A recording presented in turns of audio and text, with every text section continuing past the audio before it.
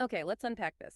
Imagine you or someone you care about experiences a sudden bleeding event while on blood thinners. It's a terrifying scenario. What happens next? How do doctors stop the bleeding quickly without causing new, even more dangerous problems like clots? Our mission in this deep dive is to guide you through the complex, high-stakes world of reversing anticoagulant and antiplatelet medications.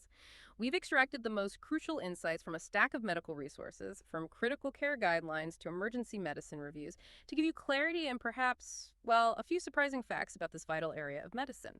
And one foundational insight is just how often patients arrive in the emergency department on these medications with blood levels that aren't quite right, sometimes too high, sometimes too low. It immediately tells us this field is incredibly nuanced. We'll be moving beyond simple protocols to explore the why behind critical decisions and the very specific tools doctors have at their disposal. The central challenge, and a critical question for all of us, is how to rapidly and effectively minimize a patient's bleeding risk without inadvertently causing more harm, especially when every minute truly counts. First, let's set the scene a bit. Why is understanding this topic so absolutely critical for patient safety? I mean, we're talking about medications taken by millions of people, right? Specifically designed to prevent dangerous clotting, but which carry a significant inherent risk of serious hemorrhage, particularly in unforeseen circumstances like a traumatic injury. So, what does this all mean for someone arriving in the emergency department, perhaps after, say, an accident? It means clinicians are often dealing with a moving target. Our sources highlight the sheer prevalence of this challenge. One study of 300 emergency department patients on warfarin, for instance, found that nearly three-quarters of them weren't at their target blood levels. Wow, three-quarters. Yeah. A significant portion were either under-anticoagulated, meaning still at risk for clots, or over-anticoagulated, putting them at high risk for bleeding. This underscores why checking a patient's coagulation status is almost always a priority. You almost have to check it. Okay. Beyond the brain, which, is often the first thing we think of with severe bleeding, what other critical areas of the body are particularly vulnerable when someone on blood thinners experiences a hemorrhage? That's a crucial point. While intracranial hemorrhage bleeding in the brain is undoubtedly the most devastating complication, our sources list a range of other serious issues. These can be equally dangerous, though sometimes, well, less obvious.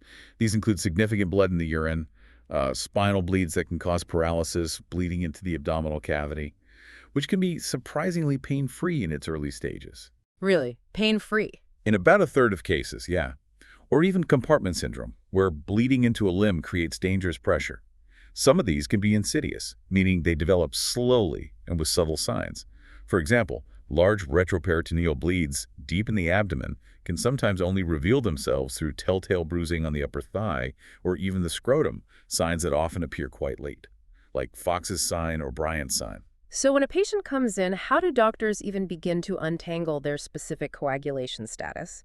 It seems incredibly complex, given they might be on multiple medications or have other underlying health issues. Yeah, it's rarely just about one drug. Critically ill patients often arrive with multiple issues affecting their blood's clotting ability, for instance, maybe a low platelet count alongside an elevated INR, which is, a measure of how quickly blood clots.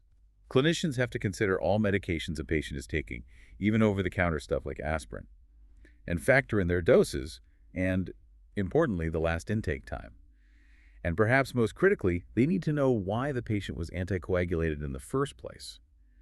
You see, a patient with a mechanical heart valve has a much higher risk of stroke if their anticoagulation is interrupted compared to someone with, say, atrial fibrillation. The stakes are different. Right, the underlying reason matters hugely. Okay, let's turn our attention to warfarin, which is one of the oldest and still, really common anticoagulants. If someone on warfarin experiences a serious bleed, what's the immediate plan of attack for doctors? For urgent reversal, especially when there's a life-threatening bleed like an intracranial hemorrhage, time is absolutely of the essence. Our sources are very clear. It's a powerful 1-2 punch that needs to happen simultaneously. Doctors administer intravenous vitamin K, which works to rebuild clotting factors over several hours, and a rapid infusion of prothrombin complex concentrate, or PCC. That provides immediate clotting factors. So why both vitamin K and PCC? And why is that slow infusion of vitamin K so important? It feels like we're addressing different timelines here. Precisely. That's exactly right. The PCC acts almost immediately. It can stop the bleeding within minutes, but its effect is relatively short-lived, maybe 6 to 8 hours. Vitamin K, on the other hand, is arguably the most important long-term intervention for warfarin reversal because it helps the body produce its own clotting factors again, but it takes 6 to 12 hours to really start working. Okay. So you give them together to bridge that gap and prevent rebound bleeding once the PCC wears off. As for the slow infusion of IV vitamin K, there's an older black box warning associated with it, suggesting a risk of allergic-type reactions. However, our sources clarify that with newer formulations and proper slow infusion, say over 30 to 60 minutes, the actual risk is exceedingly rare, about 1 in 30,000 patients. Very rare. Yeah, very rare. This reaction is primarily rate-related, so infusing it slowly makes it incredibly safe. The key takeaway here is that fear of this very rare reaction should never be a barrier to administering this vital medication. Good point. And what about fresh frozen plasma, or FFP? It used to be the traditional go-to for warfarin reversal, right? Yes, it was. And FFP can still be used if PCC isn't available, but PCC is overwhelmingly preferred today. The advantages are striking. PCC requires much less fluid volume, which reduces risks like fluid overload, especially critical in, say, older or heart-compromised patients. It's also much faster to administer and provides more consistent, concentrated reversal. FFP, by its nature, contains clotting factors at normal plasma concentrations, making it difficult, almost impossible actually, to reduce the INR below approximately 1.7. Okay, so there's a limit. Exactly. Our sources highlight that giving FFP to a patient whose INR is already 1.7 or lower is actually not beneficial and can even be dangerous due to the risks of transfusing a large volume of fluid without significant clinical gain. You're just giving volume for no real clotting benefit at that point. Now let's shift to the newer direct oral anticoagulants, or DOACs, like dabigatran, apixaban, or rivaroxaban. These are different beasts entirely when it comes to reversal, aren't they? They don't have an INR to track in the same way. Absolutely. Their pharmacology is distinct, and so are their reversal strategies. Completely different approach. For dabigatran, which is a direct thrombin inhibitor, the specific reversal agent is a monoclonal antibody fragment called idarucizumab, or Praxbind. Yeah. Essentially acts like a sponge, soaking up the drug in the body. Drug-specific sponge, Yeah. okay. Yeah. If the drug was taken very recently, say within 2 hours, activated charcoal can sometimes be an option, maybe. What's particularly interesting about dabigatran is that due to its low protein binding, it's unique among DOACs in that it can actually be removed by hemodialysis if idarucizumab isn't available. Oh, interesting. Dialysis can actually remove it. Yes, which isn't true for the others. And here's a crucial point. There's a potential for dabigatran levels to rebound after about 12 hours. This is due to redistribution from fat tissue, which can lead to continued or renewed bleeding if you're not watching for it. Right, so you can't just reverse it and assume you're done. Exactly. Needs monitoring. And for the factor XA inhibitors, like apixaban or rivaroxaban, which are also very commonly prescribed, what's the plan there? For these, a 4-factor PCC, similar to what we discussed for warfarin, is the standard reversal agent, like Kcentra. While dosing can be weight-based, there's strong evidence supporting a fixed dose of 2,000 units that can be given immediately without waiting for specific lab results, which is obviously helpful in an emergency. Faster, yeah. Faster. Again, activated charcoal might be considered, if ingestion was very recent, within that 2-hour window. And this brings up an important point for clinicians. Crude INR levels can be completely misleading for these drugs. They just don't reflect the drug's activity well. Okay. A better way to assess their effect is by measuring an anti-factor XA level, which correlates much more accurately with the actual drug level in the blood. So you need the right test. You need the right test. Yeah. So it's not just about stopping the drug, it's actively reversing its effects with targeted therapies that require specific assessment tools. Okay. Now, antiplatelet agents like aspirin or clopidogrel, these are incredibly common too. My understanding is that reversing the effects of these drugs can be particularly challenging. Is that right? You're spot on. It's a tricky area. Unlike anticoagulants that target clotting factors floating in the blood, antiplatelets affect how platelets, the tiny cells that form the initial plug, actually function. One key agent sometimes used for reversal is desmopressin, or DDAVP.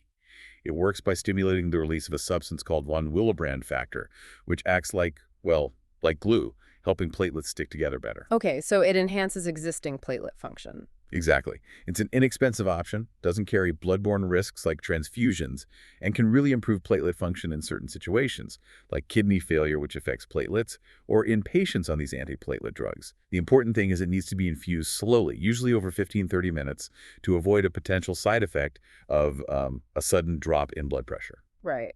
What about platelet transfusions then? Intuitively, you'd think that would be the first line, just replace the dysfunctional platelets with new ones.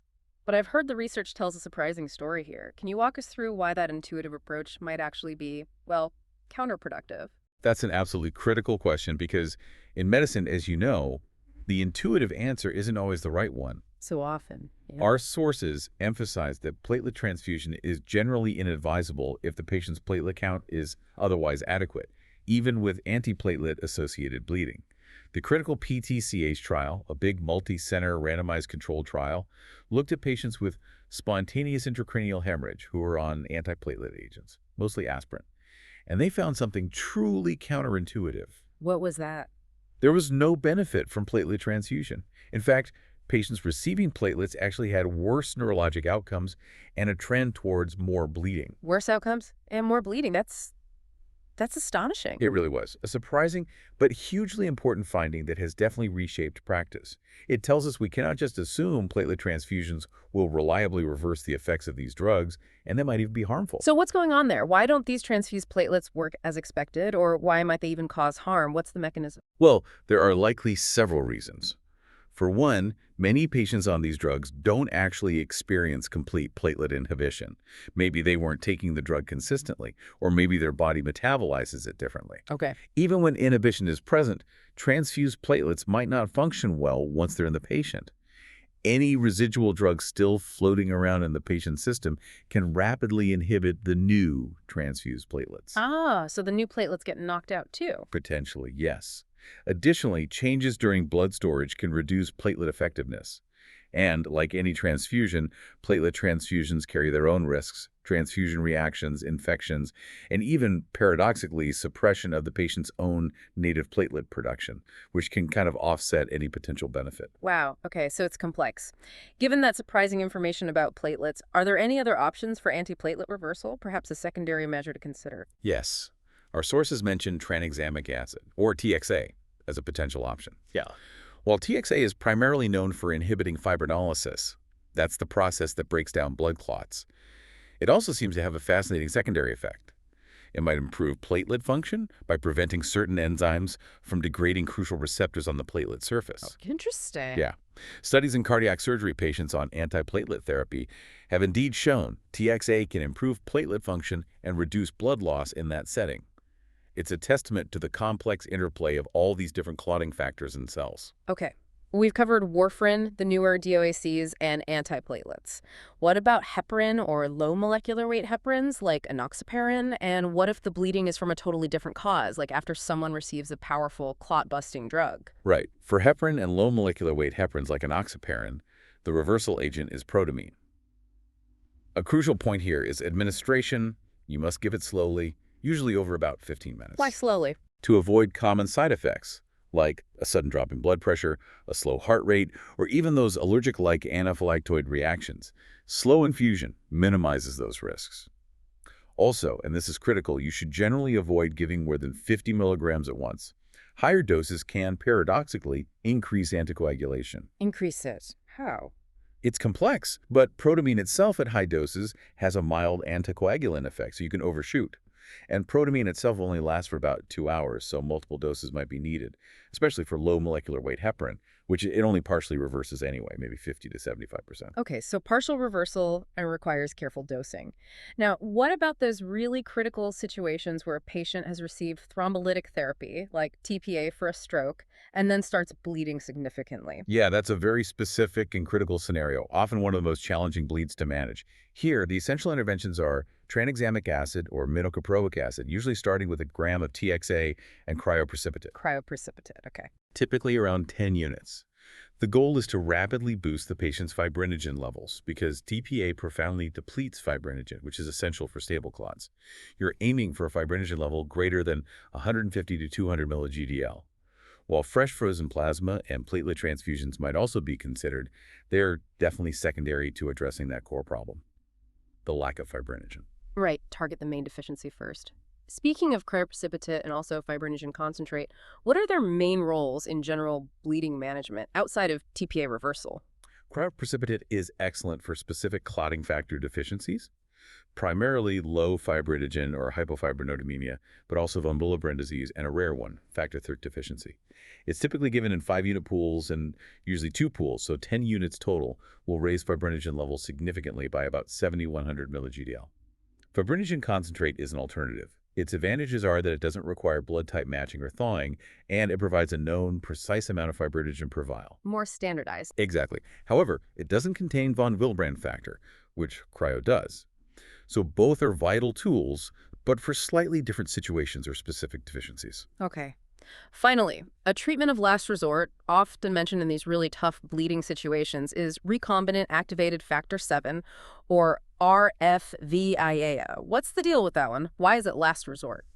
Well, zooming out, RSVI is rarely used today, primarily because it carries a significantly higher risk of dangerous thrombotic events causing unwanted clots elsewhere in the body compared to the other blood products we've discussed. The clotting risk. Exactly. It's a potent procoagulant. So it's strictly reserved as a treatment of last resort for severe, ongoing, life-threatening bleeding, where all other safer options have been tried and failed or are simply not suitable for that patient. You really exhaust other avenues first. Right. Now, let's circle back quickly to head trauma, especially for someone on blood thinners. It sounds like even what seems like a minor bump to the head can be a truly major concern here. Yeah, this area is particularly complex, and the literature isn't always perfectly definitive, but a critical insight from our sources is the significant risk of delayed intracranial hemorrhage. Delayed bleeding. Yes. So even if an initial CT scan immediately after head trauma is normal, extended observation is absolutely warranted, and a repeat CT scan should be strongly considered after several hours, maybe 6 or 12. A 2012 study, for instance, found that patients on antiplatelet agents like Plavix actually had a higher prevalence of immediate traumatic intracranial hemorrhage compared to those on warfarin, which was maybe a bit surprising. But it highlights the importance of quickly scanning these patients regardless of which blood thinner they're on. So you're saying that even if someone says they just had a minor bump and their first scan looks totally fine, you absolutely cannot just send them home right away. That seems to be the strong message. That's the consensus from our sources, yeah. The principle leans heavily towards extended observation and extreme caution. Even for what might seem like truly minor head trauma, defined in this context as no loss of consciousness, no amnesia, just a simple bop to the head, most experts would still recommend a scan, followed by at least 6 hours of observation. And some would even admit the patient for a full 24 hours just to be safe. Wow. For trauma that involves any loss of consciousness, even if the patient seems perfectly fine afterwards, it's definitively a scan followed by at least 6 hours of observation, with many suggesting a repeat scan or 24-hour admission. The risk of delayed bleeding is simply too high to ignore in this population. That's a really crucial takeaway. Okay, to wrap things up, what are some of the biggest misconceptions or common pitfalls clinicians face when managing anticoagulation reversal, and what are the key takeaways for you, our listener, about thinking critically in these kinds of complex situations? This brings us to a critical point for everyone, I think, not just medical professionals. Our sources highlight several crucial pitfalls. First, there's often a tendency to overestimate the risk of bleeding from many minor medical procedures. This can lead to unnecessary and potentially harmful reversal, stopping anticoagulation when it wasn't really needed, which carries its own risks. Right, the risk of clotting again. Exactly. Second, clinicians can sometimes fail to consider the entire clinical picture. A patient might have multiple subtle clotting issues that, when combined, create a significant problem. It's not always just one thing. And third, and this is a major one we touched on, there's often excess faith in the INR as a single number. An INR of 2.5 in a patient with advanced liver disease might actually reflect a kind of rebalanced clotting system with a low bleeding risk, whereas the very same INR in patient on, say, apixaban could suggest a high bleeding risk. Because context is everything for that number. Context is absolutely everything. INR interpretation depends entirely on the underlying condition and the specific medication involved. So relying solely on a single lab number, like the INR, can actually be dangerous or misleading if you don't consider that context. Precisely. Furthermore, trying to force the INR down to 1.0 using fresh frozen plasma is often futile and potentially dangerous, as we discussed. It's practically impossible to get it below 1.7 with FFP alone due to its inherent limitations in factor concentration. You're just pouring in volume. What's truly insightful here and shows where the field is moving is that modern alternatives like thrombelastography or TEG, which provides a much more global, sort of real-time picture of the patient's entire coagulation state, are proving to be far more accurate in many complex cases, like liver disease. They can clearly outperform traditional INR tests in those situations. Hmm. So better tools are emerging. Better, more holistic tools. It highlights how much our understanding is evolving beyond just relying on a single number. It really sounds like a delicate and constantly evolving balance of deep knowledge, critical thinking, and continuous reassessment is needed to navigate these incredibly high-stakes scenarios. And that brings us to the end of another deep dive. We've journeyed through the intricate world of anticoagulant and antiplatelet reversal, from the immediate action plans for warfarin and the newer DOACs, to the frankly surprising realities of antiplatelet reversal and the specific challenges of head trauma. We hope you've gained not just facts, but maybe a deeper appreciation for the why behind these critical medical decisions that unfold behind the scenes in emergencies. Yeah, and the sheer pace of medical advancements means that guidelines and best practices are constantly evolving. Today's definitive answer might well be tomorrow's outdated approach. My final thought for you is this.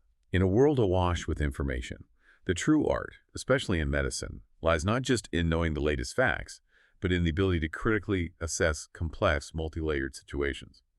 Recognizing that sometimes the most intuitive solution isn't the safest or most effective. What stands out to you from today's discussion about balancing that need for rapid intervention with this really nuanced, always learning approach to patient care?